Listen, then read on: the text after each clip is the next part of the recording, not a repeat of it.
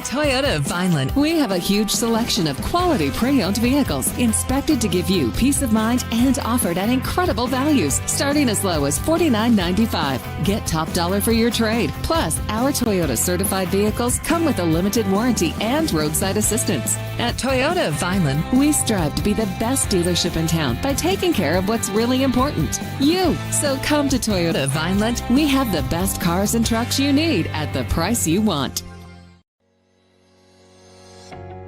Welcome to Clark & Fox, a company dedicated to representing the international and domestic insurance markets. We are a group of individuals who created a world-class law firm and company through passion, purpose, and practice. We pride ourselves on providing consistent and extraordinary legal services to our clients from New Jersey to Pennsylvania to California and many places in between. Our goal is to become the most knowledgeable and respected law firm representing the insurance industry. This singular goal guides and defines all of our decisions. If you wish to join the Clark & Fox team, either as a client or member of our firm, please reach out to us.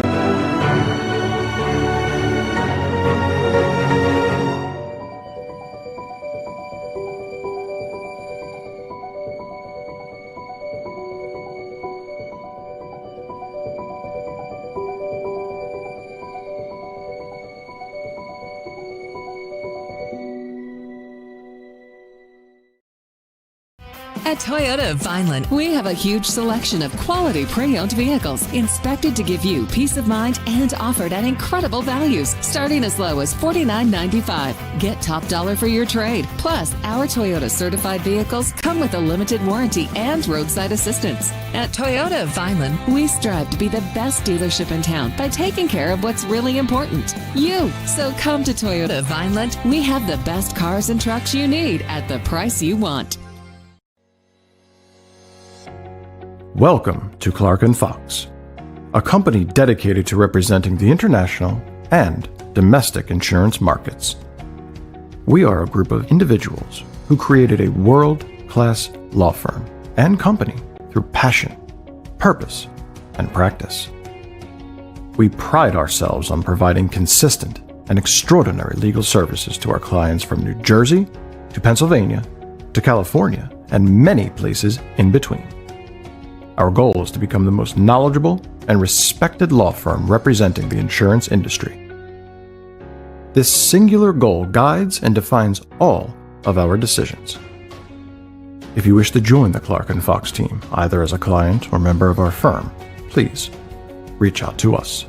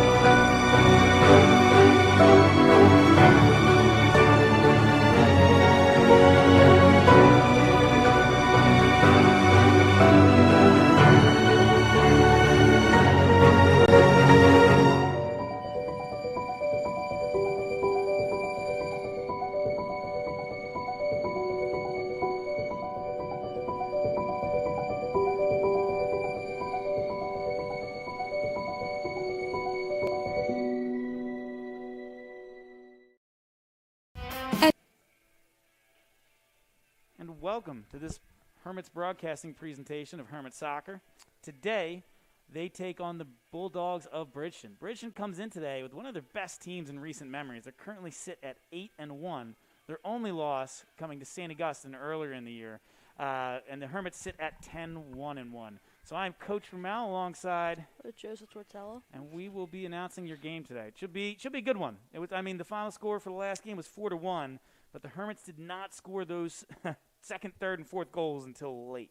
So it should be a good one today, Joe. I agree with you, Mr. Burrell.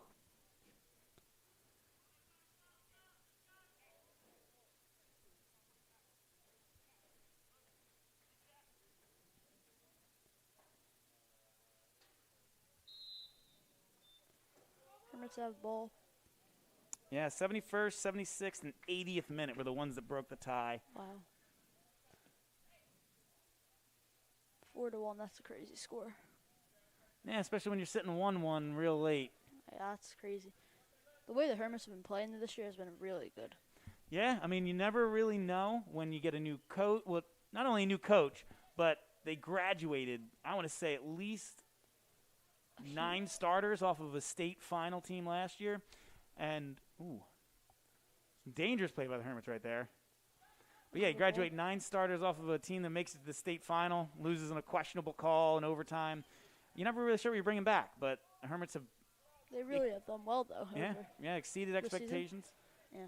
It's almost disappointing they don't get to play in a full-fledged playoff this year, but it's almost like a true South Jersey champion between non-public A and B with the sectional brackets they've set up.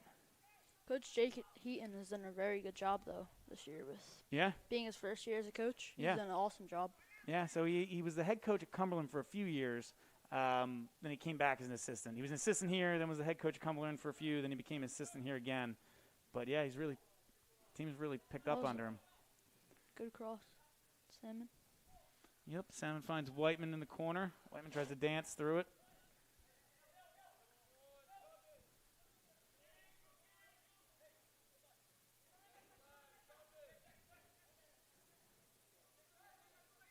You can see the Hermits love to get their outside backs involved.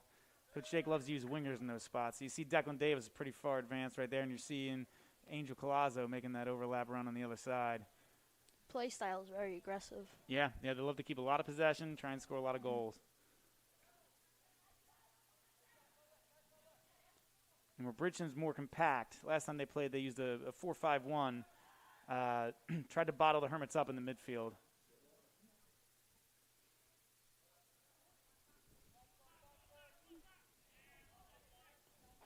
It almost looks like Hermits have been keeping possession this whole game so far.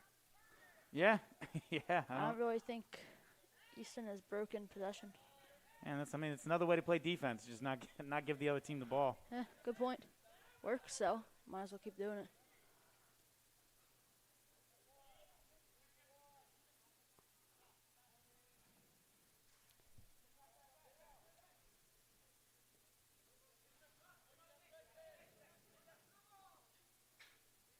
Dangerous play coming up here, it looks like. Yeah, Mike Ballesteri almost cuts his way through defense, but smartly kind of pulls it out, and they'll switch it back. Like you said, they're going to keep a lot of possession. You're going to see Clancy and Kukuru, the 2 center backs, involved a lot. They do love to switch it.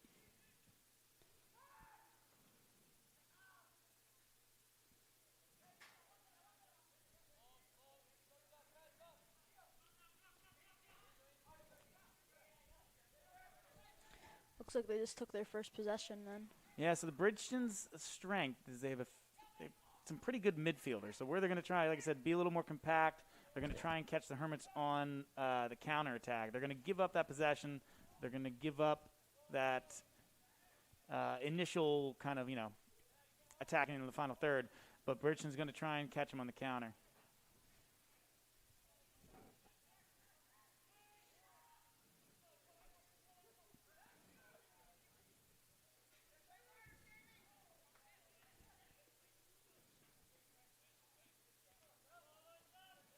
They look like they have a very strong defense. Yeah. They're playing a very good defense against the Hermits right now. I mean, you look at Bridgeton's last 5 games, they've conceded 4 goals, but that was, 3 of them came against Cumberland. They shut out Mainland, who's always a good team, gave up 1 to Vineland, gave up none to Buna, none to Millville. So, you're right, Bridgeton's defense has been playing well, especially as of late. I think they're a very good how their midfielders are very good is a big part of that because they also can be very well on offense and defense. So it definitely plays a part in that. The foul there for Bridgeton. Yeah, you're right. You can't leave your defenders on an island, especially the Hermits' attack of, Torpy and Aiden Davis and Matt Liss. If you leave those defenders on an island, Hermits are going to take advantage like they could right here. Dangerous play coming up. Dangerous play, sends across. Sharkey with the ball at the top, lays it off, tried to get the Ballesteri, but can't quite connect.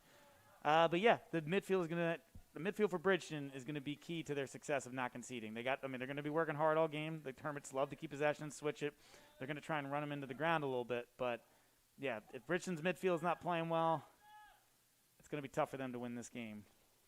Their midfield is almost like the queen bee of their team. It's what really is keeping them alive. Yeah, and at a pregame, actually, Coach Connor for Bridgeton was drilling into his team some, defensive set pieces. So they know the Hermits going to have possession. They know they're probably going to give up a couple fouls, and they're making sure they don't give up the goals when they do give up those fouls, from like the 40-yard line in. That's the biggest weakness of every team when they go against the Hermits. It's always their defense. Yeah. It's because we have a very good offense, I feel. Yeah. And set pieces, too, like how he was working on, because they'll throw Clancy up there. You have some height with him. Whiteman's also a pretty big presence in the attack. He's playing center forward right now. They'll kind of move Whiteman all over, but you get those two big presences in the box. They're trying to make sure they don't give up any set piece goals. Mason Cassidy up there is Yeah. always doing very well, too. Yeah. And speaking of Mason, one of the sophomores on the team, Angel Collazo getting the start today. Casey Urbacheski got hurt maybe a week ago, and Angel, who had started the season on JV, getting the start here. It could be starting the rest of the way if he continues to play well. He looks like he's playing pretty well right now. He's got a lot of pace. I mean, he's one of those, like I said, he's one of those guys that he could play winger for Coach Heaton. He could play more in the attack if he wanted to, but right now the best spot for him is at outside back. His speed is what really helps him, too. He's able to get up, down the field, wherever he needs to be, he can be there. Yeah, very threatening on the attack, and then he's got that recovery speed in case you turn it over. Oh, yeah.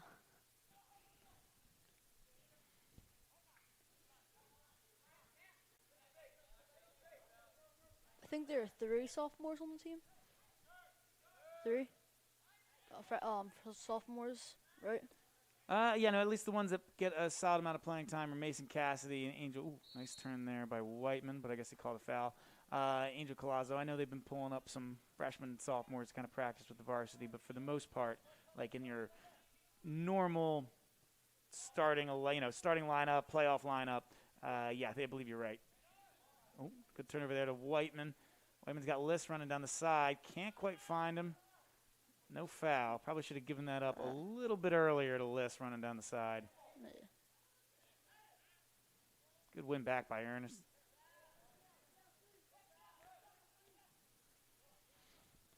Nice pass down the field, too.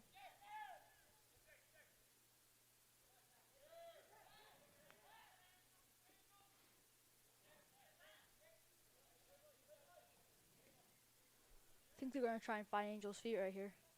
Yeah. He's been open this whole time. Yeah, you'll see tries to find Davis over the top.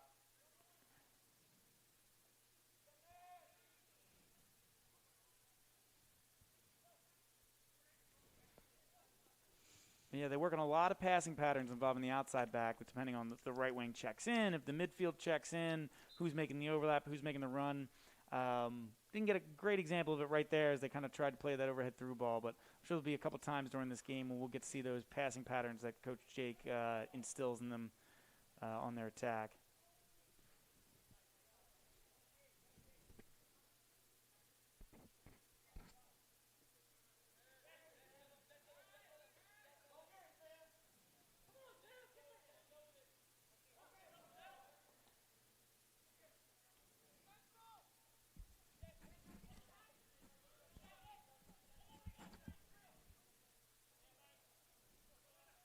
Recovered by Liss, plays it back to Clancy, and the Hermits will start again. That's one of the big things about Hermits is that they're always playing back. They're not always playing kickball. They're always just playing it back as much as they can. Yeah, I'd rather keep possession. Good play out wide to Liss. But, yeah, they don't want to lose possession silly, so they'll keep possession. Liss sends it across, nobody there. Torpy runs onto it, able to keep possession. Watch for another cross right here. Torpy has a cross.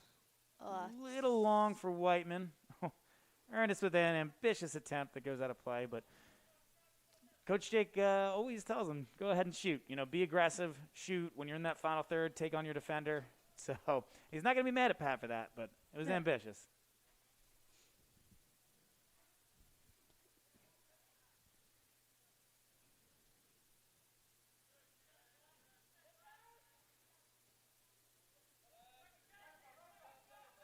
Bridgeton with the switch. Turns it right back over to Ballesteri.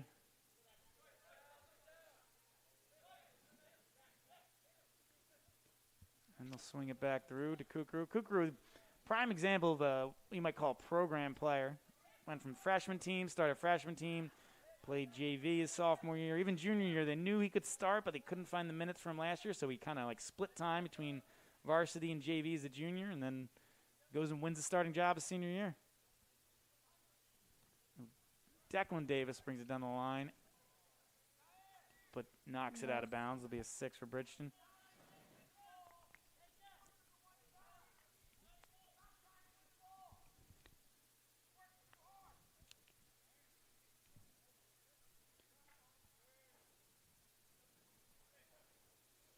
Bridgeton kind of floated out wide. Almost just kicks it right out of bounds. It looks like it knocked off a Torpy before it did. Torpy just goes back and wins the ball anyway. Oop. Oh. But he's fouled. This is a dangerous spot. Like we said, Bridgeton was working on set piece defense pre-game. This is where they got to use it. You see Clancy, the center back floating in. Still have Whiteman up there. They're probably just going to float that back post and try and see who they can find. Ooh. Not a great ball. Bridgeton on the counter, but he doesn't have much help. He's by himself right now. But he's doing a great job of holding possession of Bridgeton. Then the midfield joins him. These are those midfielders we were talking though up there. Fast. Yeah. They get back fast. They're talented. But it looks like we've been able to hold them off very well. Yeah, I mean, that was a great individual effort by Ponce to basically take on 4 defenders of the Hermits, keep possession, and kind of wait till the rest of his team was able to join him. But the Hermits regain possession, and again, we'll start their attack out of the back. That's another thing. They're never trying to rush their plays. They're willing to take their time. Attack here for Bridgeton, but yep, you're right. Hermits are typically very patient. Bad pass there, sends it back post. Great ball by Bridgeton, just over the head of their forward. Like I said, it's going to be all Hermits, and then like a flash, Bridgeton's going to have a chance on the counter. So they got to be ready for that. I feel like that's what's going to be like all game, and with every other team the Hermits will play. Yeah. It's very hard to get the ball if you're another team, and that other team has the ball all the time. Yep, the Sharky in the midfield. Sharky dribble through. You'll see Whiteman kind of check in. Bridgeton intercepts. Bridgeton dribbling it down the field. Looks like Collazo with the interception. And then they'll swing it back around from Clancy to Brown, back to Clancy.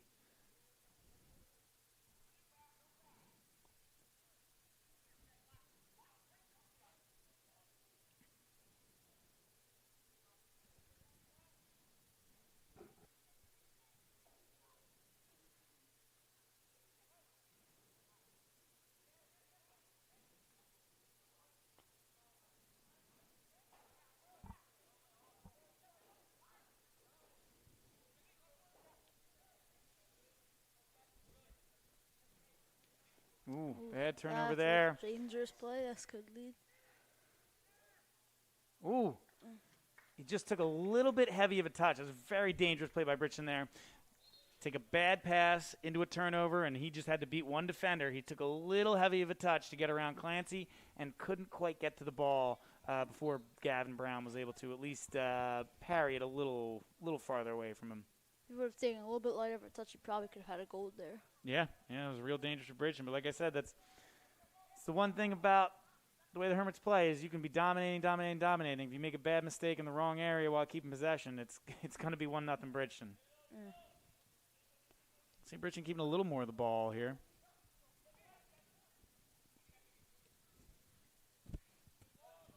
Nice clear there.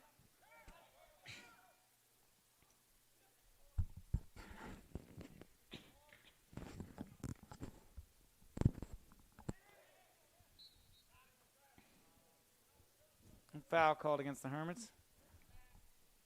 Bridgeton will have a free kick about 10 yards past midfield.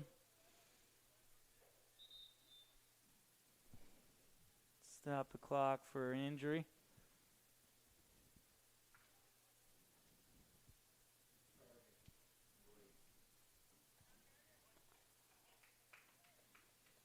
It looks like Barragan for Bridgeton. Slowly making his way off the field. Hopefully he's okay. Hopefully it's just kind of, just a little knock and he'll be able to get right back on. But since they did stop the clock for him, I believe he'll have to sub out. Maybe not. I guess not. I guess they didn't beckon the trainer on for him, so he remains on the field with a little bit of a limp, but you hope he can just kind of walk it off. Well, you can. All sent in from Bridgeton, cleared out by Kukuru. Like I said, in the last 5 minutes, Bridgeton's been able to keep a little bit more of the ball. As I say that, Torpy kicks. Interception, brings around, finds Liss. Liss touches around the keeper, and he will finish for the goal.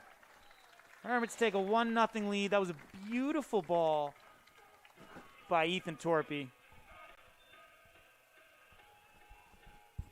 Just use the outside of his foot. Yeah. Use the outside of his foot to slide it around right to Matt Liss. Matt Liss dribbles it around the goal, and they are able to make this a 1-0 game. Let's see that replay, Mr. Ramel. Might have been a little...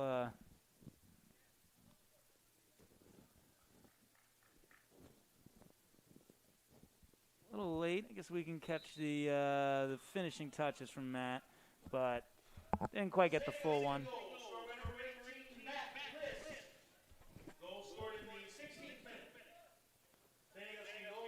Almost touches his head with his foot.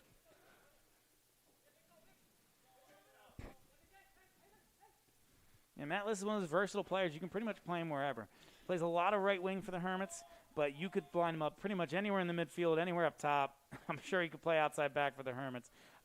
He's been one of their best players this season. Maybe even goalie. Yeah. I'd like to see that. Maybe you get up enough in one of the random games in the postseason. Maybe he'll throw Matt in a goalie. Yeah, let's get up 5-0 and we'll talk to Coach Jake about it. Yeah, I don't know if that'll happen today, but.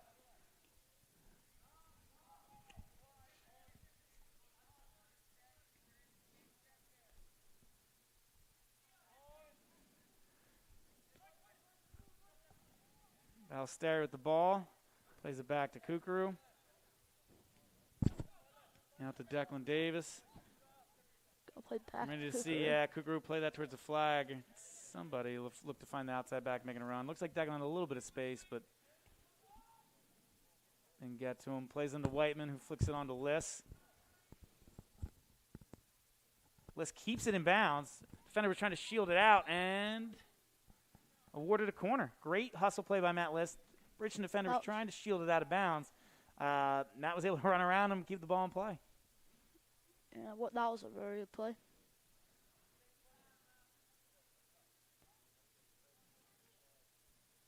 Hope we can see another goal here. Yeah, like I said, Matt sends it across. Wasn't the best crosses? Yep, still held in by Ernest. Sends it back to Liss. Who can't quite find Whiteman's head as he sends the cross in. Back to Pat. Pat takes a rip.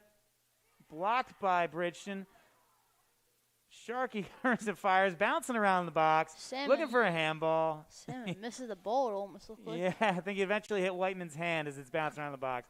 That's the kind of play that's going to give Coach Connor a heart attack on the Bridgeton sideline. You want to clear it. I think at one point someone called keep, but it wasn't the keeper. He didn't come out and play the ball. And so they kind of let it bounce a little bit. The Hermits almost took advantage in one of those scrappy plays. Foul for Bridgeton. Foul on Pat. Ernest.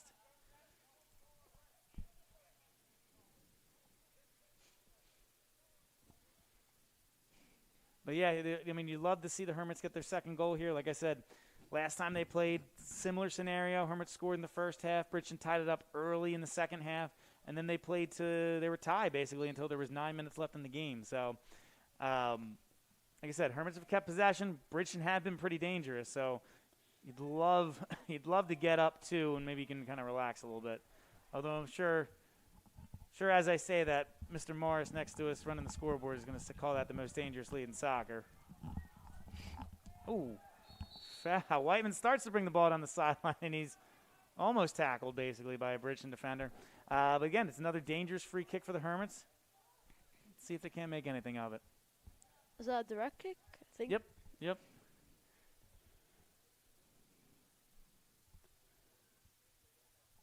Referee pulls it back a little bit.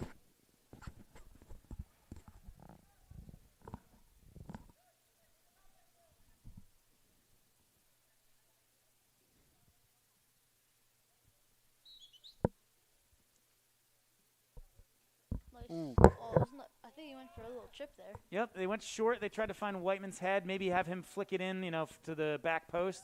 I mean, they give him his option there because they had Clancy go back post and Whiteman go front. So you could either just send it back post initially, try and hit Clancy's head, or what they did there was they tried to go short, maybe find Whiteman's head and have him flick it on for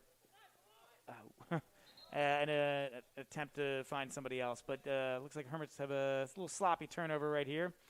Bridgeton's got the ball in their final third. No play stop. Bridgeton was making a sub.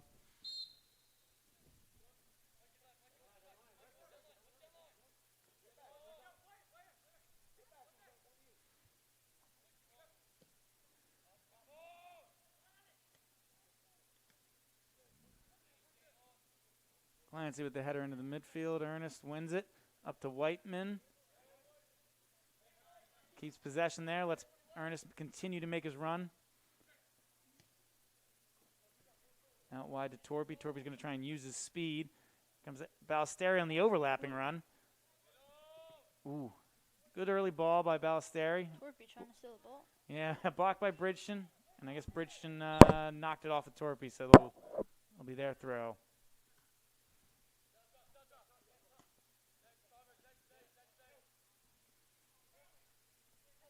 Girardi keeping possession. Back to Ernest. Whiteman doing a good job of playing hold-up play there. They're finding him. He's getting these little flicks, passes back into the midfield. Good cross by Liss, looking for Whiteman's head. Oh, And the goalie's forced to touch it over the crossbar. Got to play that safe. You can't let that one in. So it's a good play by Bridgeton's goalie. Good job by Whiteman to try and get his head on that one there.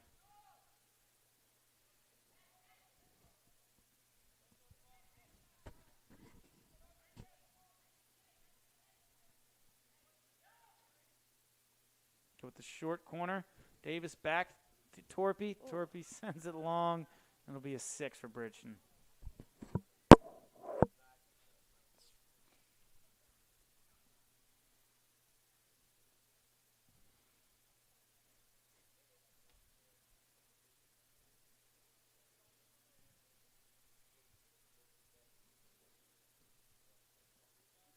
Bridgeton sends it up the midfield, goes over both the midfielders' head. Clancy takes control, puts his foot on it, sends it up to Whiteman.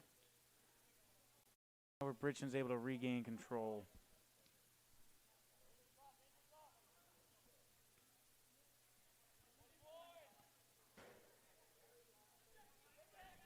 They've been trying a lot of hit it to Whiteman, have him flick it on to the winger running down the line. Looks like Bridgeton's getting a little wise to it. Maybe watch for a dummy play by Whiteman a little later, try and catch him off guard.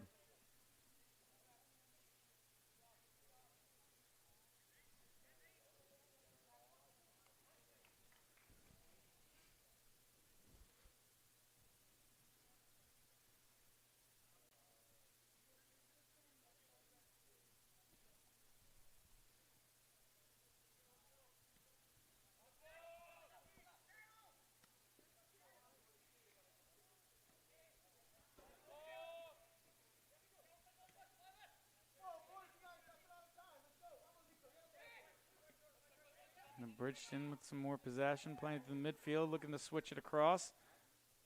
And they do. Here comes their outside back on an overlap, but a good interception by Collazo. There's Liss using that speed to just bolt through the midfield. He's got Collazo down the wing, too. Look for an early ball here. Nope. Steps it back out.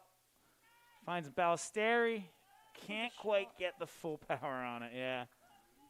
That was a good cross by Angel. Yeah, that was a great play by Angel. Looks like the Bridgeton defender got there just in time to not let Mike Ballesteri put his full power through it, and that saved him a goal. I think that would. Yeah, I really think that would have went in if put full power in. Yeah, he's pretty close. He's a good player. It'd be tough for the Bridgeton keeper to make that save, but good play by Bridgeton's defender to keep this 1-0. As the Hermits find Whiteman down the line, the edge of the box. Ooh. Contact there, no foul call. Kind of surprised it didn't go either way. I'm surprised there wasn't a foul call there either. Yeah, I mean, I could see an argument whether it's on Whiteman or Bridgeton, but the referees let him play. But I suppose better let him play than not. List with the ball down the wing. It looks like he'll try and find Ballesteri. Nope, he puts his foot on it, pulls it back. And they'll switch field. Nope, Clancy tried to sneak it through to Davis on the outside.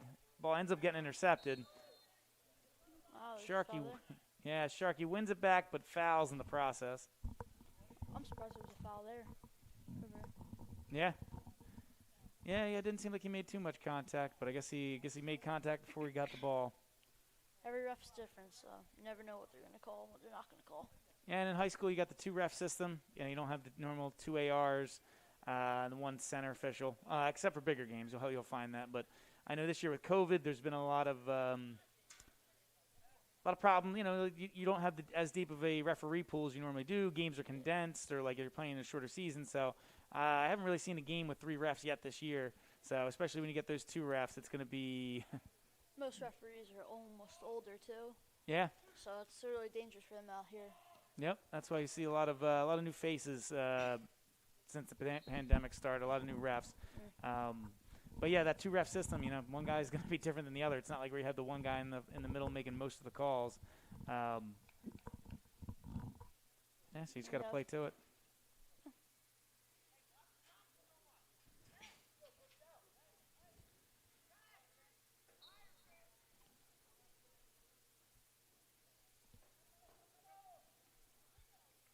To play it around to Kukuru.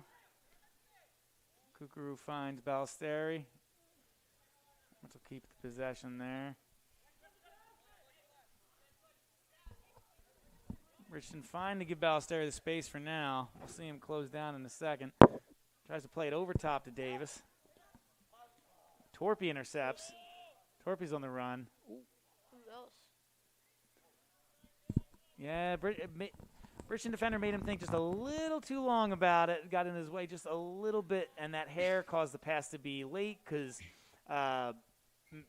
Cassidy had to bend his run, and then when he bent his run, when he finally hit it, the goalie was able to come and clean up. So it was a good job by the Bridgeton defender. Just interfere with that timing ever so slightly to prevent a more dangerous attack from the Hermits. The defenders now are really playing well against the Hermits. Yeah. Yeah, they've been doing a great job so far. Goalie comes out just outside of the 18, punts it away.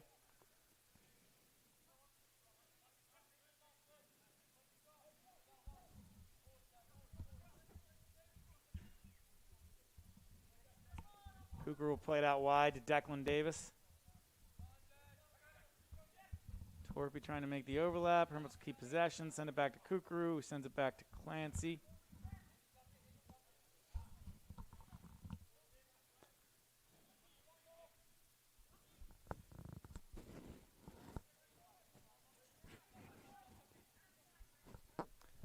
Plays it out wide to Mason Cassidy. Mason's cutting in on the inside, tries to find Torpy. Can't quite get there, but Davis will keep possession for the Hermits.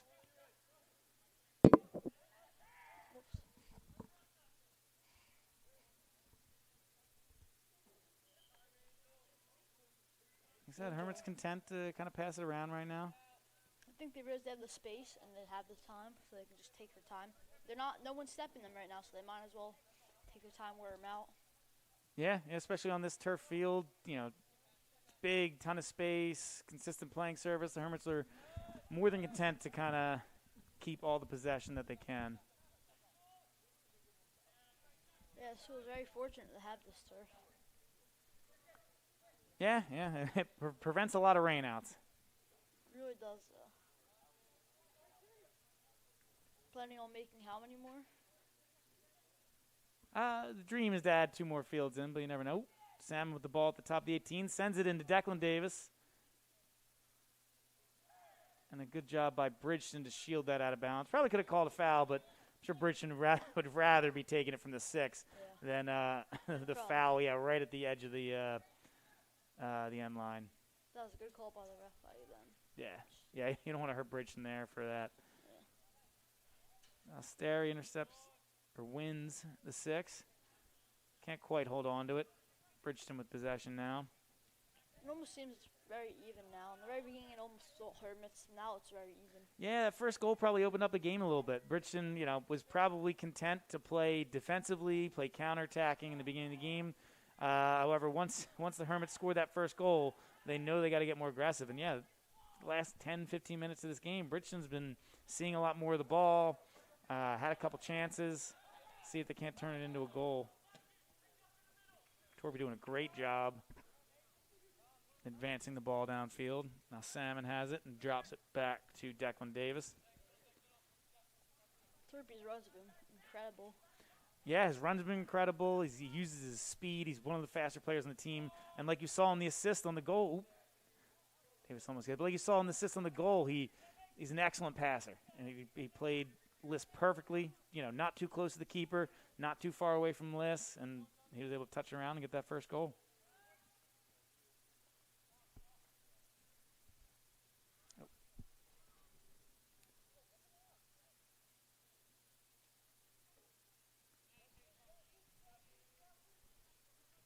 Would have been even cooler goal if he megged them or something, or did a little Maradona around them. As long as it goes in. As long as it goes in. I'm not trying to get too fancy.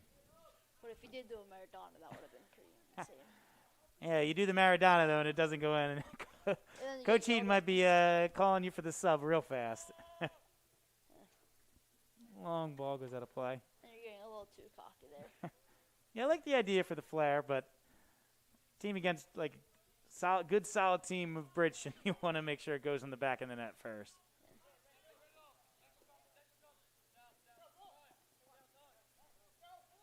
The Hermits lost the game this year yet? Yep, so the Hermits are 10-1-1, and they, like I said, they beat Bridgeton early in the year. Their only blemishes on their record is a tie against Clearview, which was a good, hard game. It was at Clearview. Clancy had a beautiful backheel flick for a goal. And then their one loss was Shawnee here last week, a couple weeks ago, maybe 10 days ago. It was a good game against two teams that are ranked top 20 in the state. Bridgeton keeper punches it out. Torpy is able to win it back, but it was a good game of the two top 20 teams in the state. Hermits and Shawnee played pretty even, but Hermits made two mistakes. Shawnee capitalized on them. Ooh, good flick on from Ballesteri to Cassidy. Cassidy with the header on net, but a good save by Bridgeton's keeper. But yeah, it was two top 20 teams in the state. They both played pretty good soccer, but Shawnee was able to make the most of their chances, and they came out with a 2-0 win. That's a really good point, yeah. What place is the Hermits right now? I actually have not looked at the NJ.com rankings for last week, but at the time of that game, they were first in South Jersey. Shawnee was third. I figure those two teams probably flipped after that. I bet you Shawnee's probably first, Hermits are probably second. Or third. Yeah, I mean, you got to make the case for... they're actually fourth. Yeah, so I guess they're fourth now. But you got to make the case for Shawnee as potentially being the best team in South Jersey to the games they played. Now, again, everybody's a little different, especially in this COVID COVID scenario. Some teams haven't played as many games as others. The Hermits are fortunate to, after this game and the game against Bridgeton on Thursday, that'll be the full 14 that the state allows. Not a lot of teams have been able to play that full schedule, so the Hermits have been very fortunate, but it's tough to nail down a true number one when not everybody's playing a full and complete schedule. So the Hermits got a dangerous free kick here. Looks like you got Torpy. Only Torpy. And Aiden Davis over the ball. Torpy starts to walk in, so it looks like Davis will take this. Clancy's starting to make his way up, but I don't really know if he'll factor in too much here. I think if they could have gave us a few more games, could have been first in the state. Yeah, yeah. Davis over the ball, shot, and score! What a goal by Aiden Davis. Shot from about 25 yards out, just rips it into the top of the net, and keeps his goal streak going. Again, that's why you had Coach Connor working on set pieces earlier in the game. They know the Hermits are dangerous. They know that they have one of a number of players that can take those shots. But Davis stepped up, ripped it into the net, and the Hermits now lead 2-0. I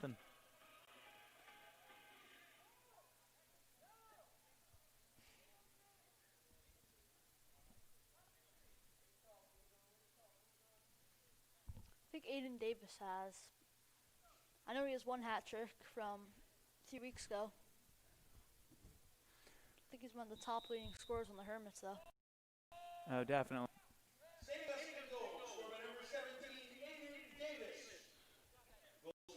Is he a senior? Is Davis senior? Aiden is a junior. Oh, really? Yeah, the Hermits got a lot of juniors on the team. Now they get a couple key seniors. So you have Kukuru, one of the center backs, is the senior. Outside back, Aiden Davis, another good player for the Hermits, is a senior. Gavin Brown, the goalie's a senior, and Mike Ballesteri in the middle is a senior. And then you see Luke Salmon rotate in as a senior also. But you have Liss, Sharkey, Ernest, Davis, Clancy. A lot of good juniors. I mean, McGee gives you some attacking options off the bench, too, along with Torpy. I see a lot of good juniors on this Hermits team. They should be very good again next year. Give them some training over the summer. They'll probably be top in the state again. Yeah, I mean, like I said, this year it's a little different. Like the Hermits get to play in a South Jersey, basically non-public tournament, but it's not that true South Jersey non-public A. We don't get to see CBA. We don't get to have the rematch from last year's 1-0 win for the Hermits. But that's the game you kind of look forward to every year is CBA. I mean, they've been basically the kings of the non-public A South for a while. Hermits knocked them off last year, and that's kind of the game you look forward to. Would have loved to seen this team take them on this year. Would have been a great game. But, yeah, I mean, hopefully this pandemic's long behind us, but before next soccer season, and we'll get that Hermits versus CBA rematch. We were a little worried, I think, with losing all of our seniors last year. Especially most of the seniors were key players, but really the juniors have come back. Even some sophomores have really showed us. Yeah, that's why you're right. That's why probably some of those new papers started us, maybe a little below EHT and below some of those teams in the rankings because they had graduated so many players. But when you take a look at some of the Liss keeps it in. Lister was on the line. But you look at what the Hermits had in their junior talent. I know some people in the program, we knew how good that this junior class was and that they were going to come and step up and use those key seniors to keep the train moving, keep the wins coming. But obviously you got to go out and prove it. We saw them practice every day. We saw them play on JV. You knew they were going to be able to step up, but you got to go out on the field and win. And then obviously a couple key transfers, and Matt Liss and Shane Clancy have helped. What transfers? Shane Clancy transferred from Timber Creek, and Matt Liss from Washington Township. And they're two juniors that have added a lot to this team. So, expect big things from the Hermits next year too. But you still want to win that sectional championship coming up in really only 10 days' time. Oh, really? They're having the playoffs this year? Yes. So the playoffs bracket were released, and it's like I said, there's no state championships. You're just in sectionals, and it's based on your group and if you're non-public or public, your section. So the Hermits are in a non-public group. They have a bye in the first round. I'll pull up the bracket in a second, but the Hermits will have a bye in the first round on the 14th. As they play it out wide to Liss. He cuts it back inside. And sends it out of bounds for a 6 for the Hermits.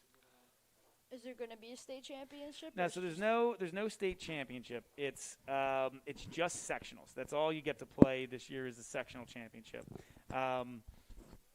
It's all they want to do. They want prevent COVID. You don't want teams from all over the state playing each other. They're just glad to get games in. After the spring season was canceled, you want to just make sure you got games in there. So They just said if you're playing local, you're playing only South Jersey teams, and you're just going to go from there. So there's no state championship this year. So like I said, the Hermits are the 1 seed in this section. They have a bye. They'll play either Gloucester Catholic or Holy Spirit. And then you have Holy Cross and Camden Catholic as the next ones down there. Really the key on the other side of the bracket, like the other two top teams are going to be Paula VI or Bishop Eustace. Hermits played a great game against Paula VI last year in the state playoffs. They ended up winning 3-1. But it was a close game throughout. It was 1-1, well into the second half. So that could be another great game coming down the line if the Hermits and Eagles have a rematch. So you only get that South Jersey sectional championship this year. You won't have the true state champion. And that's really right across any sports. That's true for football too. That's why they have these pods where just you get 2 games and then you're done. Oh, they're only 2 games?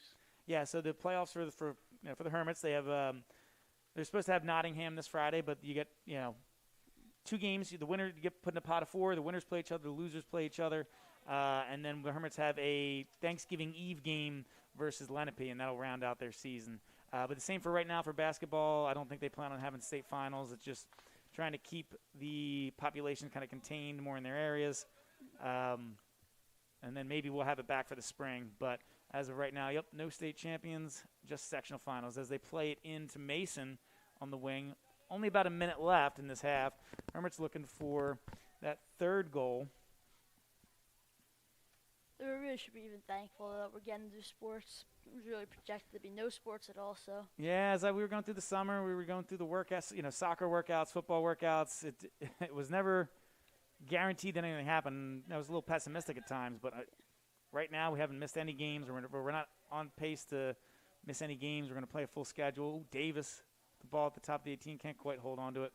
So yeah, I mean, it's so far so good. You can only be thankful that we're out here playing sports right now. The summer trainings for soccer were brutal. Yeah, you're getting in shape, getting ready, so you're not tired in games like this.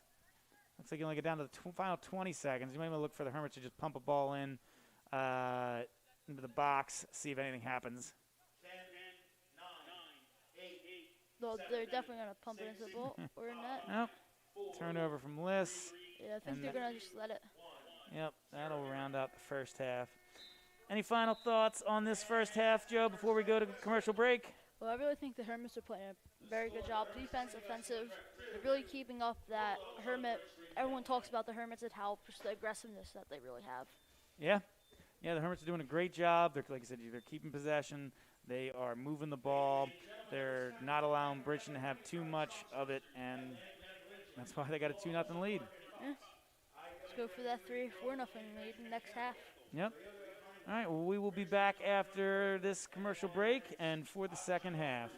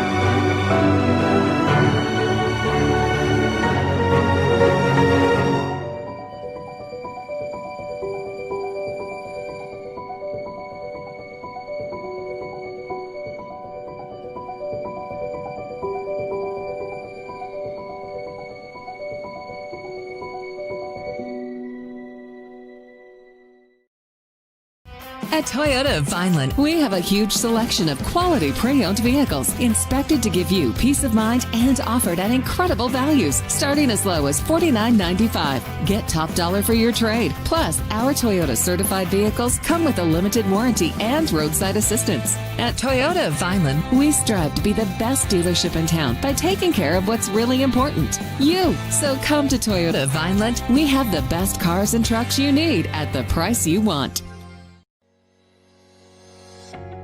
Welcome to Clark & Fox, a company dedicated to representing the international and domestic insurance markets. We are a group of individuals who created a world-class law firm and company through passion, purpose, and practice. We pride ourselves on providing consistent and extraordinary legal services to our clients from New Jersey to Pennsylvania to California and many places in between. Our goal is to become the most knowledgeable and respected law firm representing the insurance industry.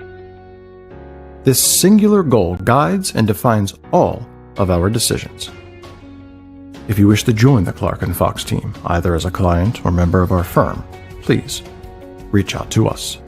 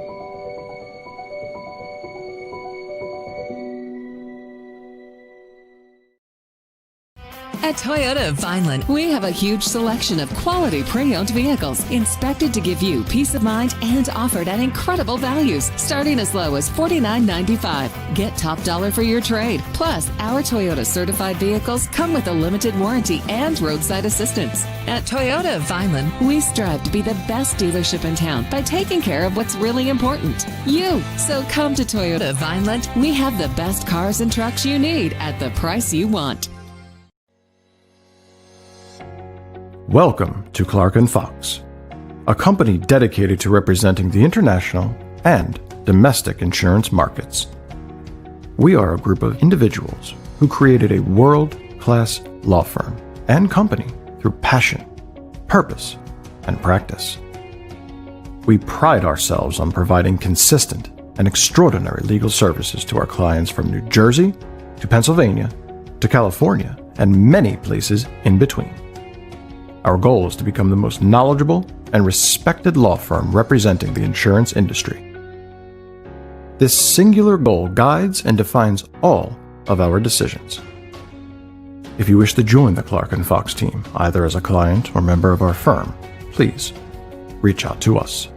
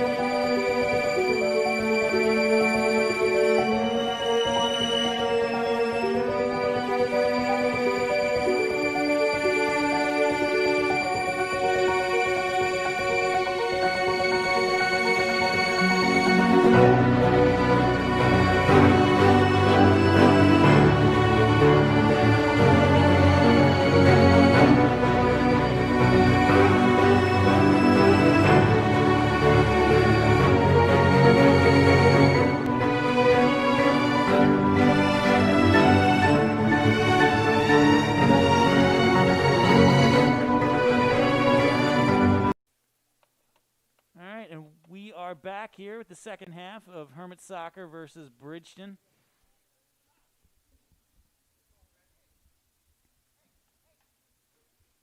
Scores 2-0. Yep, that was a Great first half by the Hermits. great first half. Like I said, Matt Liss had the first goal with a beautiful assist by Ethan Torpy, and then Aiden Davis, With a beautiful free kick in. Yeah, it was a rip from about 25 yards out or so. Top left corner. That was a great shot.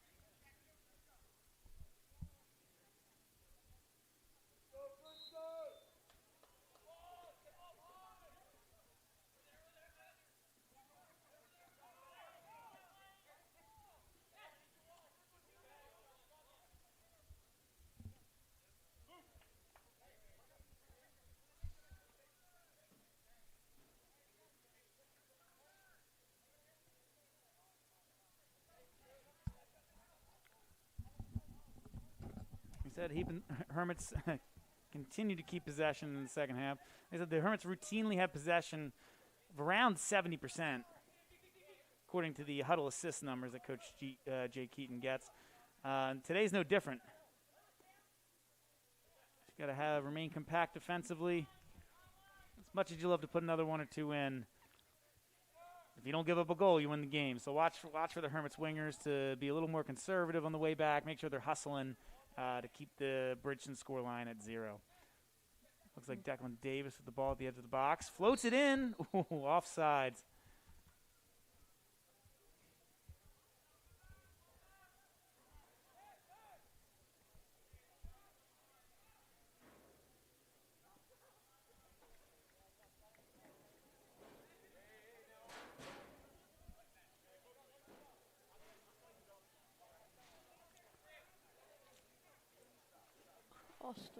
Switching the field.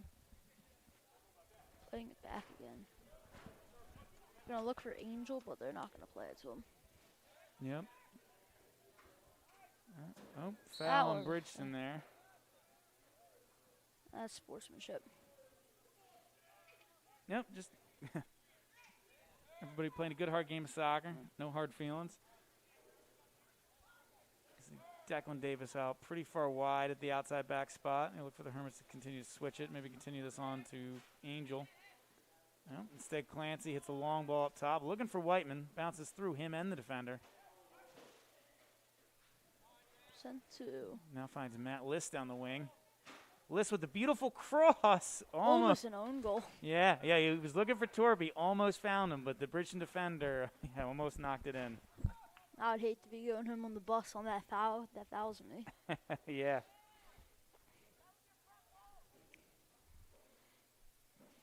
Still, we got a corner kick out of it, though, so let's see what they can do here. Sends it in short. Ooh, flipped across. Oh, and he hits the post. Ernest.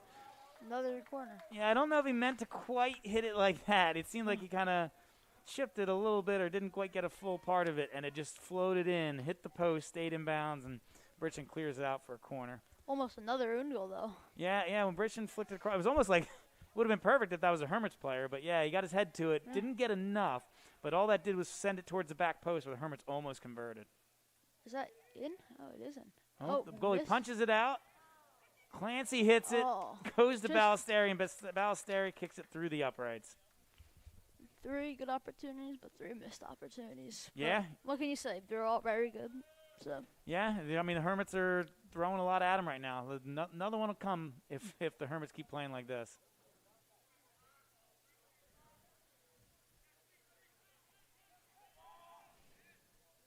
We're a very aggressive team. Good turnover there. Sharkey gets the ball, finds Torpy.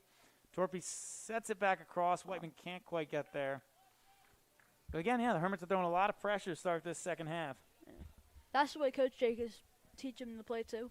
Yeah. If you look at their practice, you can always see them insisting that they have to be aggressive, stepping all the time. Yeah, I'm sure. I mean, right out of halftime, I'm sure that's what Coach Jake was emphasizing in that halftime huddle there. Here we get a big throw from Matt Liss into the box. Flicked on. Ooh, it was a good job. So they try that a lot. They try the big throws from Liss. They found Clancy, and he tried to flick it on. It was almost the goal for the Hermits. Here, Bridgeton on the counter.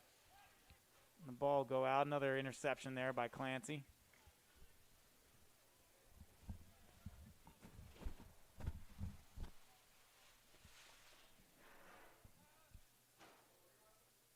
Interception by Ernest. Goes down. Hermits will have a free kick.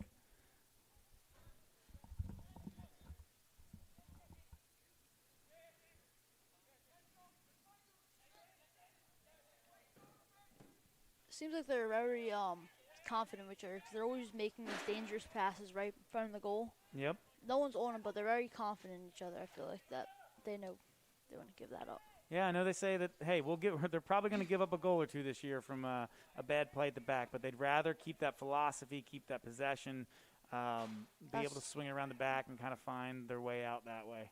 That's the way you're supposed to play as professionals. Ooh, Bridgeton with the rip. Doesn't quite get enough of it. A little too much on the outside of his foot. Rolls wide.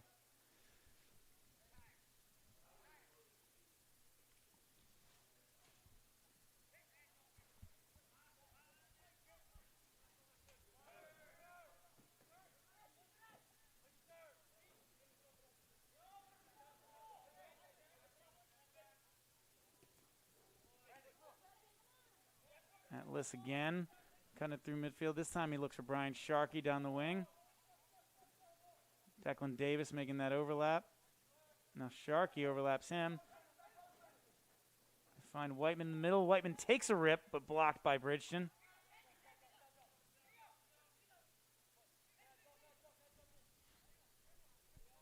Oh, Bridgeton with a little bit of the ball, a little bit of a dangerous pass. Good interception by Liss. He'll take it out wide. Wait. Can he save it? Yep, using that speed, saves the ball. Good swing in here, looking for Whiteman. Whiteman sends it a little over the crossbar. A little bit? A little bit. I'm being generous. But, I mean, again, the Hermits are putting a lot of pressure on them. They're getting down those wings. They're sending in those crosses. They're doing a great job of applying the pressure here early in that second half. I can completely agree with that. I'm going to play it back to Gavin.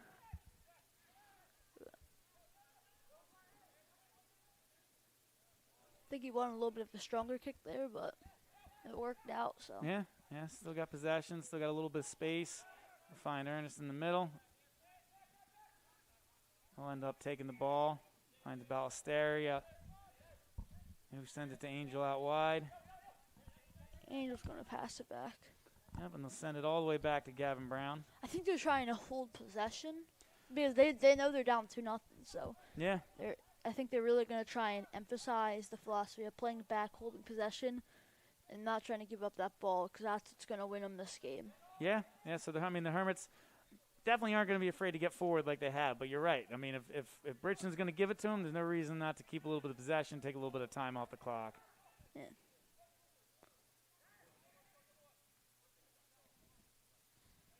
And finally, Bridgeton kind of forces a long ball from the Hermits.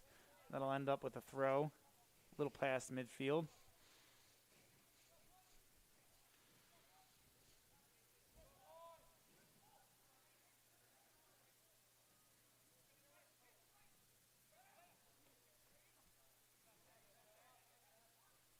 Ernest with another win for the 50-50 ball in the middle. Kukuru will, turns it over there. Bridgeton with a 2-on-2, but the Hermits get back. That's what we were talking about earlier, too, how they can get back fast. Yeah, for a brief second there, it looked like it was going to be a 2-on-2 with Bridgeton and the two Hermit center backs, but the midfield and the wingers got back, and all of a sudden it was 6v2 in the Hermits' favor. Yeah, that's what they're very good at, too, just getting back after they lose that ball. It's what Coach Jake and I think all the Hermits coaches are emphasizing on. Yeah. Especially that philosophy of just to press when you lose the ball, press when you lose the ball, when they really drill into your heads. Exactly. Yeah. And if you're not going to press. Oh, a yellow card. If you're not going to press when you lose the ball, then you're probably not going to play. But yeah, Sharkey was fouled in the midfield. That was a yellow card, I think. I can't. I don't think he showed it. I think he just awarded the foul. You're gonna have it. I saw him pull out some go like this, pull it out upwards. Maybe he was thinking about it, but normally you have to sub off, so I haven't seen that yet, so I don't think he awarded it. Now the Hermits are a little farther out than their last free kick, so I don't think you're just going to get a direct shot on goal. You're going to look for him to find Clancy in the back. Yeah, he tried to float one in. They weren't on the same page, but again, the Hermits are getting a good amount of half chances. Let's see if any of them turn into a full goal. But really, I think we had 3 new coaches this year for the Hermits. Yep. Coach Jakey and Coach Cap, and Coach Rooster. Yep. Coach Wooster, the JV coach. Coach Catalana, the varsity assistant, and Coach Jake Heaton, the head varsity coach. Because Coach Steve Orlando retired after last season. Again, going to the state final. He's been with the program for, I want to say, 27 years between being an assistant and the head coach. So That's crazy. it's been a long time since Coach Orlando hasn't been on the sideline here. But again, Coach Jake, well, you could say he's a new coach, but he was on the staff last year. So he's the new head coach, but he was on the staff last year. And then another loss for the Hermit staff, as Matt List tries to get there, was Coach Dom Pernice. He was the JV coach last year. He took the head job at Buna. He said no, he'll do great things there. The Hermits will actually see him on Thursday for senior night, as the Buna soccer team will come to town to face the Hermits on Thursday at 3:45.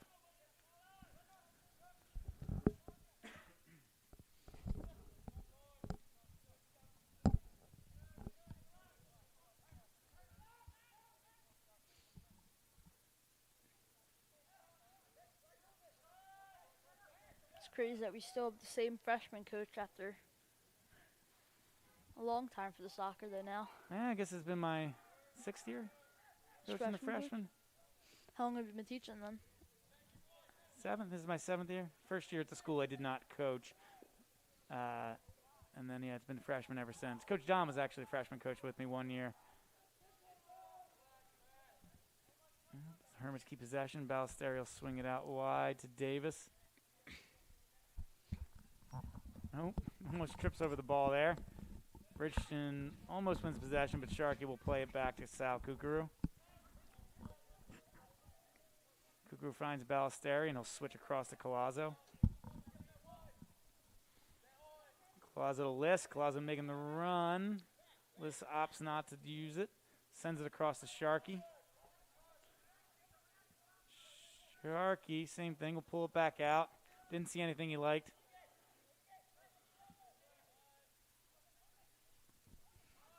I don't think the Hermits have won against this team for a while. No, so Bridgeton hasn't won. Against us? Yep. Bridgeton hasn't won against us. Yeah, Bridgeton hasn't beat the Hermits since 1998 when they won 3-2. Ooh, good cross, good hard low cross on the ground from Matt Liss, covered up by Bridgeton's goalie. But yeah, like I said, Bridgeton, past 5, 10, whatever years, they haven't been known as a soccer powerhouse. Like I said, the Hermits have owned this matchup as the Hermits been a very successful team over the last, 25 years or so. But like I said, this is a good Bridgeton team. I mean, like I said, they're only one loss right now, and that was to the Hermits earlier in the year. It'll be exciting to see what they do in their postseason matchups. But I mean, I know you might hear the name Bridgeton and not always think soccer, but if the Hermits come out of here with a win, it'll be another good win on the resume for the Hermits. It's a pretty good matchup too. It's not like it's completely dominated by Hermits. Nope. Well, I'm trying to find the list, but the goalie intercepts. No, you're right. It's not. Bridgeton's had some chances. Even though it's mostly been Hermits' possession, it's really in that second quarter. Yeah. In between the third and the second, it's really been. Yeah, the final 20 minutes of the first half or so. You're right. Yeah. Ernest tries to find Collazo. Collazo cuts it back on his left. Oh, maybe could have taken a shot, but Bridgeton intercepts. But yeah, I mean, that's more of a style of play thing than anything else. Foul for Mike Ballesteri. The Hermits will have a dangerous free kick in this area. But yeah, it's more a style of a play thing. Bridgeton's willing to let the Hermits keep the ball. The Hermits want to keep the ball. Doesn't mean that possession's not everything in soccer. So it's more of a style of play thing. These are two good teams, two of the better teams in the Cape Atlantic League. Hermits, like I said, were fortunate to get out with the win with 3 goals in the final 9 minutes when they played at Bridgeton earlier in the year. And they're hoping to get the second win here. Matt Liss sends the ball in. Good header. I believe Ernest got his head to it, but Bridgeton's goalie collects.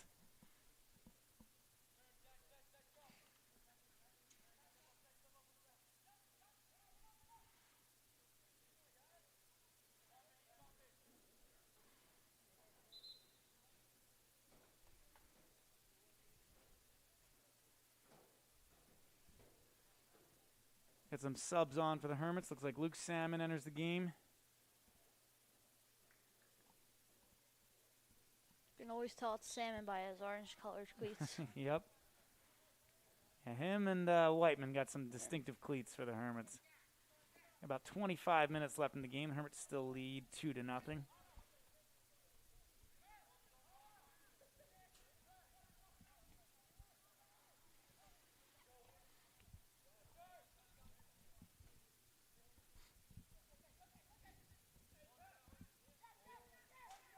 Dangerous Almost play. yeah.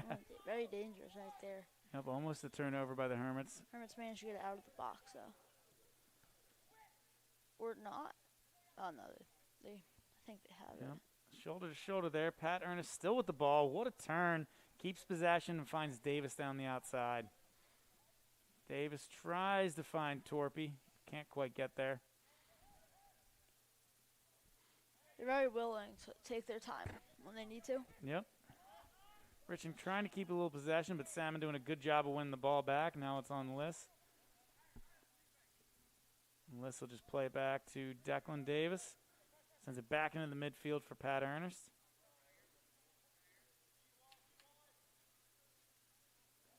Declan Davis making that overlap.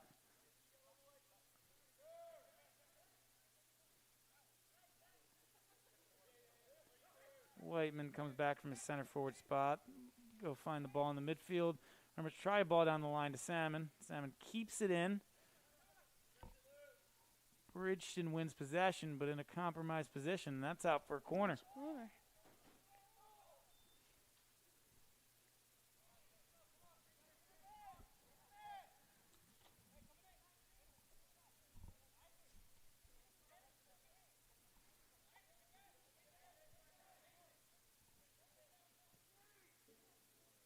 Hermits send it in. Good header by Clancy, but a good block by Bridgeton. Salmon with a good hit. I'm sorry, that was Liss with a good hit. But another save by Bridgeton's keeper. Looks like Vince Simmons has entered the game. Give Angel Collazo a little break on the right back spot. He was playing very well out there. Yeah, Vince Simmons, a senior. He's been playing a lot more, too, since Casey Urbacheski went down with an injury. He's been doing an admirable job stepping in for Casey in that spot. I think that's every player, too. Even though Hermits are very talented, so I feel like every player out on that team, if someone were to go down with that injury, I feel like they'd all be able to fill in if they need to. Absolutely. That's one of the strengths of the Hermits team is their depth. You got a lot of players that can step up if need be. As Simmons has the ball down the wing, try and use his speed to get to the end line maybe. Nope, can't quite keep control of it. Bridgeton actually sends it to the middle. Whiteman sends it across. Ooh, keeps with it. Another shot, and he kicks it wide. That's the difference between normal high schools and Hermits. It's not every high school has such a depth of players. They have a few good players, and they have decent other players. Hermits have always had very good players and all very talented. Yeah.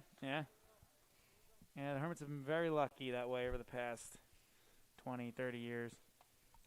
I completely agree with that.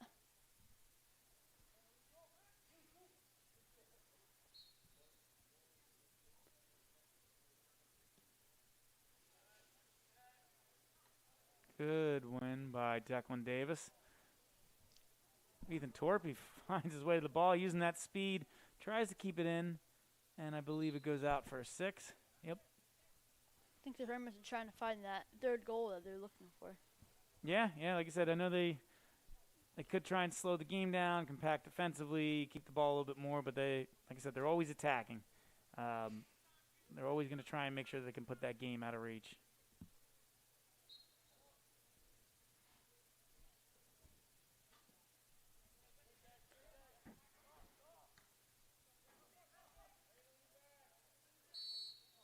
Well, Hermits earn another free kick.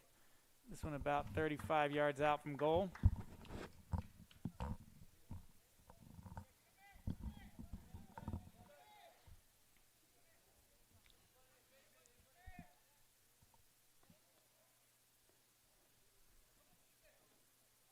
Another nice thing about the turf is you all already know where the 5 and 10 yards are, so when they ask for 10, after each point.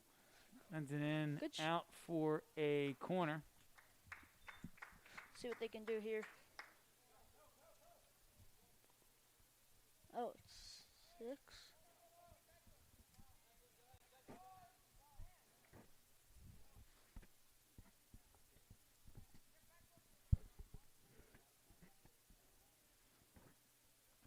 Hermits go with the short corner. Bridgeton does a good job of reading it and intercepts, and now they're out on a little bit of a break. Hermits are joining them. Only 2 Bridgeton players up so far. And Torpy is able to intercept, but it goes out of bounds. That's that speed you were talking about earlier with all the players. They just get back so fast. Yeah, I mean, some of their fastest players are their wingers, and their wingers definitely track back on defense. So you can kind of use that speed to snuff out any counterattack off of a bad pass or an interception. There's another win by Pat Ernest.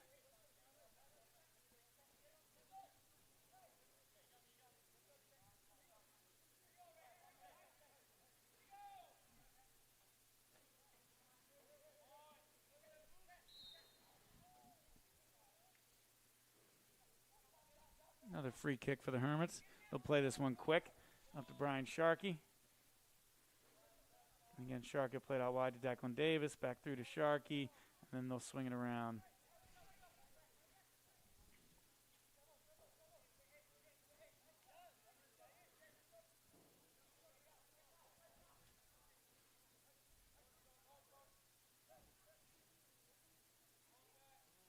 Playing through the midfield, Basteri up to Sharkey. Ooh, Sharkey just loses his footing a little bit. I'm sorry, that is Torpy.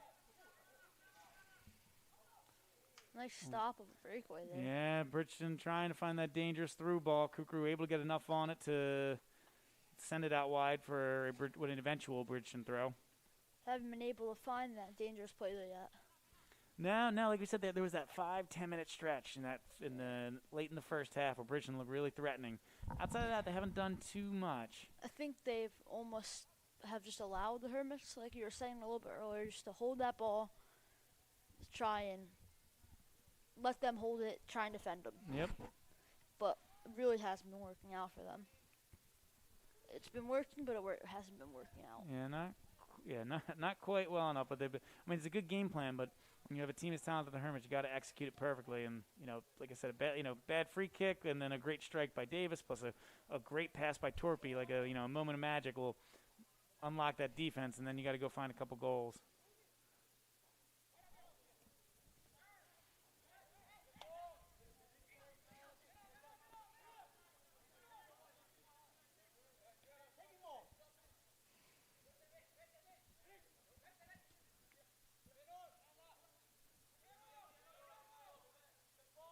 Bridgeton's seen a little bit more of the ball here.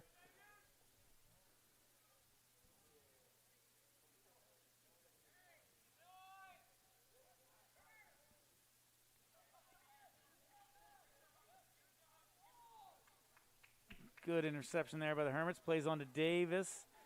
Not able to get there. Yeah, but just a little slow, a little heavy of a ball. But the Hermits will still have a throw in a dangerous spot. You might see List kind of run over again and take this throw.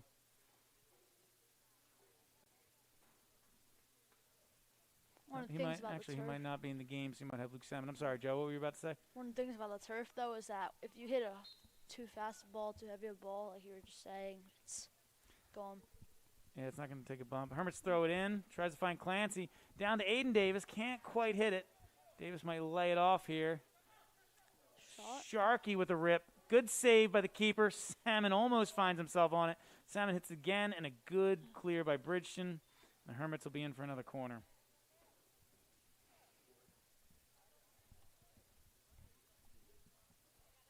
Is the Hermits' 7th corner of the game. Wow.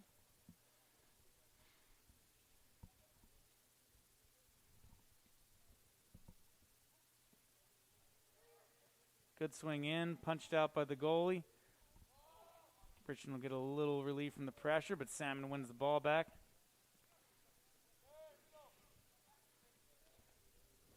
Salmon across to Clancy.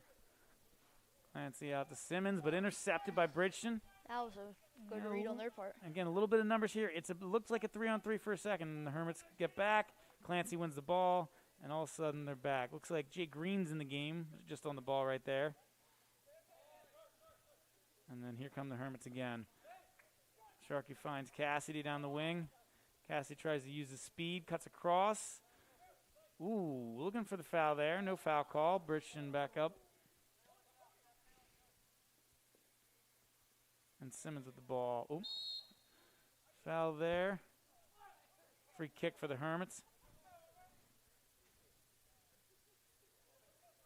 I think you can hear Coach Rooster yelling there. Yeah, want to make sure the guys are in position. Yeah. Just trying to secure the win here.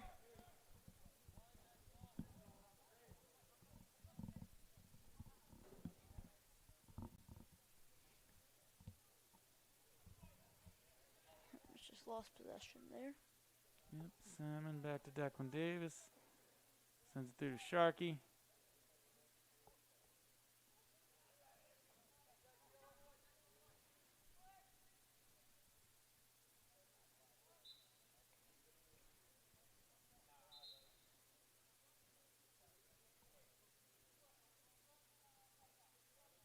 I think it's a Bridgeton throw in. Yep. Quickly turned over into a Hermits throw.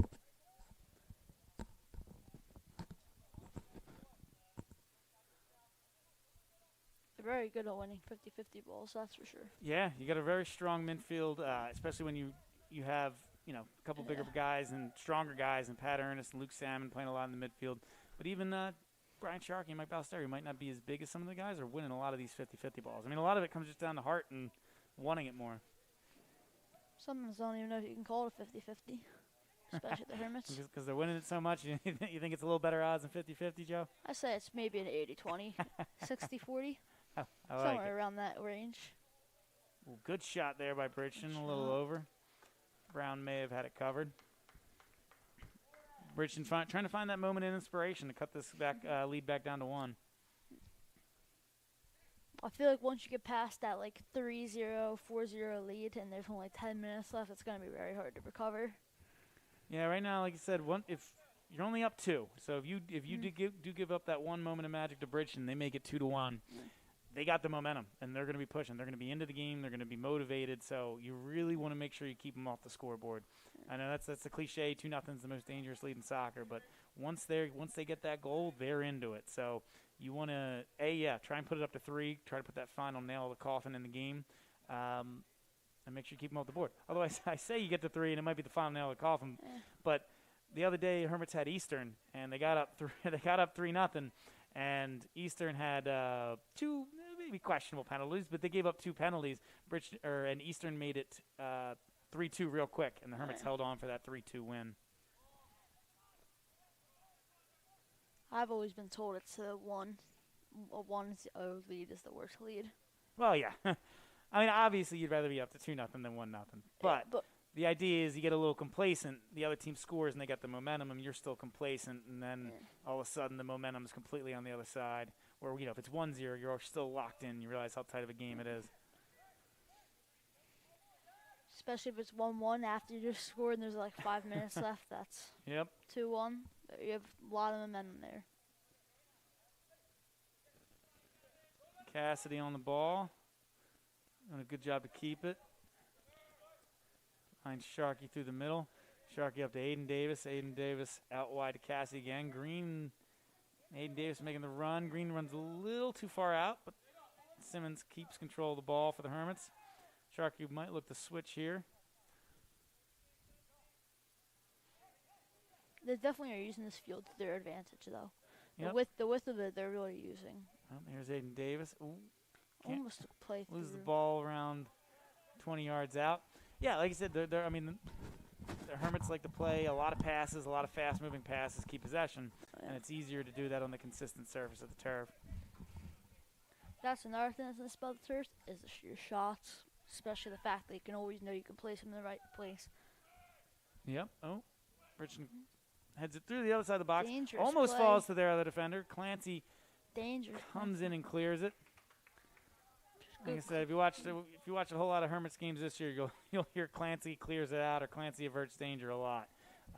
He's been kind of their last line of defense all year, and he's been doing a great job of it. Can you really tell that too when you're watching the games? Yep.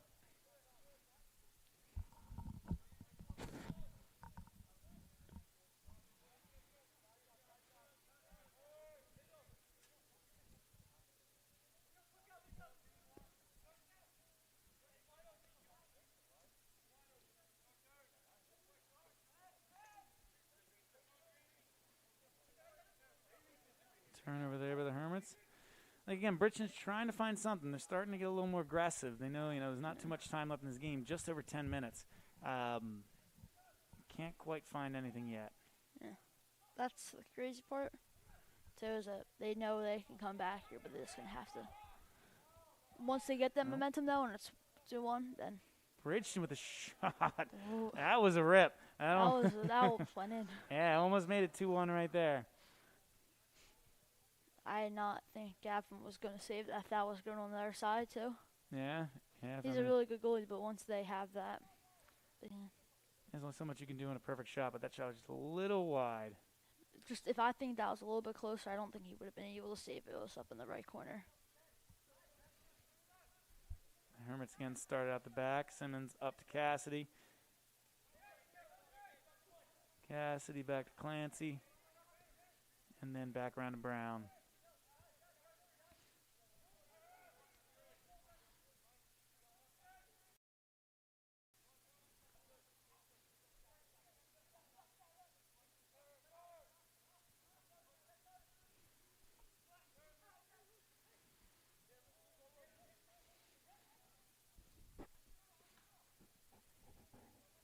Looks like the Hermits got 3 subs coming into the game. Get some fresh legs on. Looks like Whiteman, Liss, and Torpy will re-enter the game.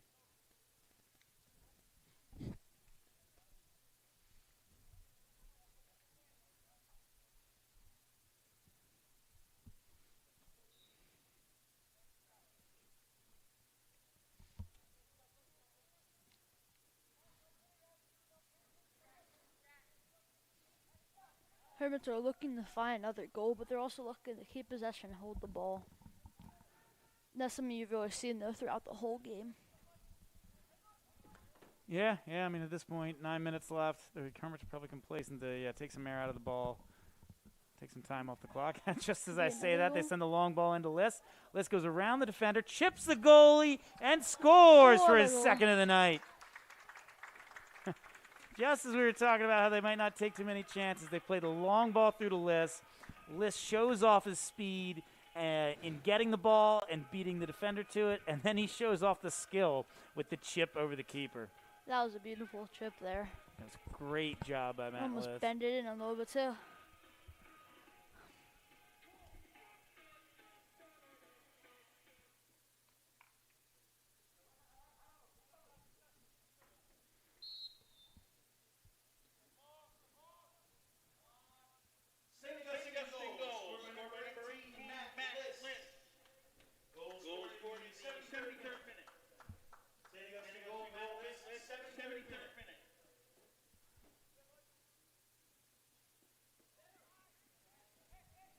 Yeah, so that's probably the final nail in the coffin today.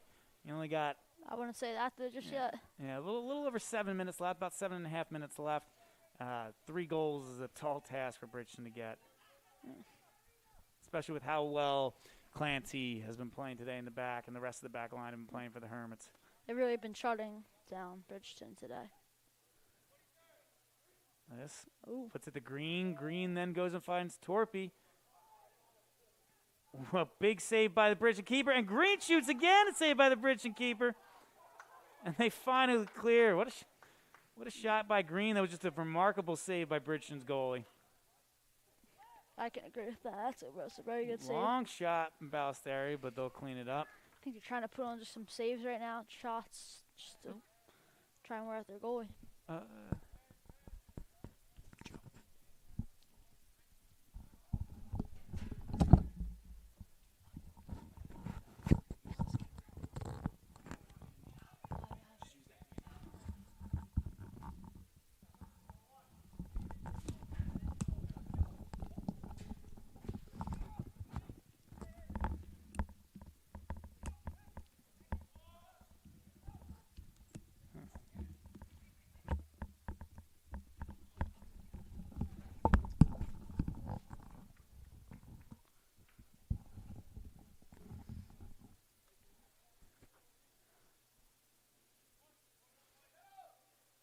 Hermits almost going for another pass. They missed a cross, but it goes to Bridgeton goalie.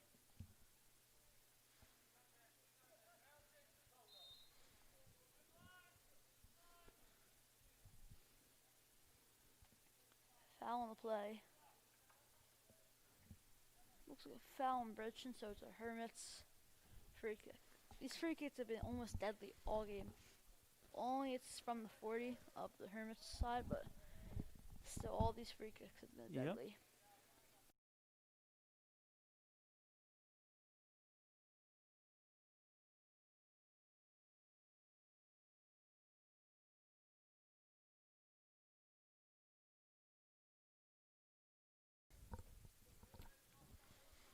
Yeah, but you've seen all these free kicks have been very dangerous. Yeah. Even if it's from the Hermits 40. Yeah, I don't know quite the foul count, but yeah, the Hermits have definitely had a lot more free kicks, especially in Bridgeton's end, and they've, like I said, it's been 7-0 in corners. So Wow. Hermits definitely putting on a lot more pressure than Bridgeton right at the moment, or for this whole game. I like to see a heat tracer of just everywhere of the players where they're going. Above the players. Yeah, I mean that would be an interesting to see. I mean, like you said, you'd see a lot of the heat map on the wings for the Hermits. Les taking it down the wing, just like we were talking about. Sends that cross in. Can't quite find Whiteman. Bridgeton heads it up, but not out yet. Bridgeton tries for the clear. Whiteman blocks it in, tries and save it. List tries another cross. Can't quite get it in there. Simmons with the ball. Sends it out to List. List with a better cross this time. I don't know if that was a cross or a shot, but it almost went in. I'd say it's a shot, but like others will say it's a cross. Some people will just say it's matless. Well, looks like the Hermits with some substitutions right now. Looks like Luke Volkman and Cameron Driscoll will take over at the center back spots. Rob Holland enters in the midfield. Rob got injured right after tryouts this year. That was a rough end. Yeah, I mean, he could have played a big part on this team. He's working his way back in injury. He's a leg injury. So, that kills your stamina and your, getting in game shape. So even worse was a knee injury. Yeah, so Rob's working his way back in. He's a good sophomore on the team. Expect a lot of big things from him next year, especially. But hopefully he can get moving and get back into this lineup for this little postseason sectional run that the Hermits will have coming up. It's crazy. He's only a sophomore for being so good. Yep. Yeah, Rob is one of the better players in the program and just a sophomore. I'm waiting to see big things from him as even a junior and a senior. I think this year for him was a little bit in trouble with the whole COVID thing, shortening the games and with his knee injury. Yeah. Leg injury. Yeah, because this year you can only have 14 regular season games with the Hermits. Ooh, nice shot there. It's the crossbar of the football post, so it's out of bounds. Good shot there by Mike McGee. Again, it just shows you the depth of the Hermits' options in the attack, where they can. You haven't seen much from McGee all game. They've been using a lot of Aiden Davis and Matt Liss and Ethan Torpy and Mike Whiteman, but you put a player on Mike McGee, who's just as good as any of them. It shows you the depth that the Hermits have. They're very good in all situations, all sizes, everything. They're kind of like McGee that. Sends it across. Like an example of something you can compare them to is just that perfect stew of it's not too hot, it's not too cold, it's just perfect. Yeah. Liss with another cross, looking for Whiteman. Not Whiteman, looking for McGee. Over Whiteman and McGee. Just a little wide, a little high, and Bridgeton will have another 6. 3 minutes remaining. 2 minutes, actually. Yep, just a little over 2. I think that nailed the final nail in the coffin, like you just said. 2 minutes remaining in the second half. 2 minutes. Hermits have just been able to come out on top, and they just want to win more. Yeah, they had those couple moments that they needed. Ooh, foul on the Hermits. It'll be a free kick for Bridgeton. Yeah, the couple moments they needed. Like I said, Liss with the 2 goals, both great goals. Torpy with a great assist on the first one. You got Davis with the rip of a free kick. It just shows the amount of attacking talent the Hermits have. Just all around an amazing team.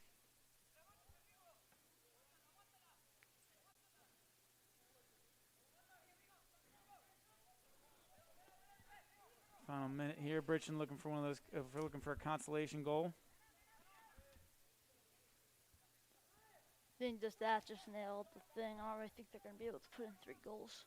Nope, no, then we'll get all 3. They're trying to make at least get 1 here. Yeah.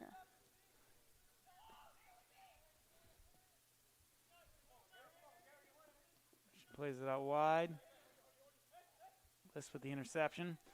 Bliss has got a runner down the line. He looks for McGee. He finds his way onto it, but he's a little farther away from goal than I'm sure he hoped. Sends it back to Green. Knocked out, and the ref signal for a corner.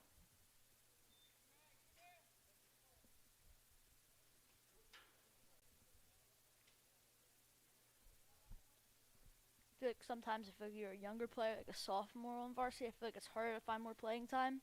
Ooh, a good send in. Whiteman flicks it back post. No. Almost score. Looks like it'll go out for another Hermits corner, but this clock winds down, and that will be the end of the game. So the Hermits will get out of here with a 3-0 win over Bridgeton. They will improve to 11-1-1 on the season. And again, a good win over a quality Bridgeton team. Any final thoughts, Joe? Nothing much. Just an amazing game of soccer here played again. Hermits pressing, being very aggressive team like they usually are. 3-0 lead just shows how good of a team they really are. Yep, so I am Mr. Brumell along here with Joe Tortella, and we want to thank you for tuning in to the Hermits broadcasting presentation of Hermits Soccer versus Bridgeton.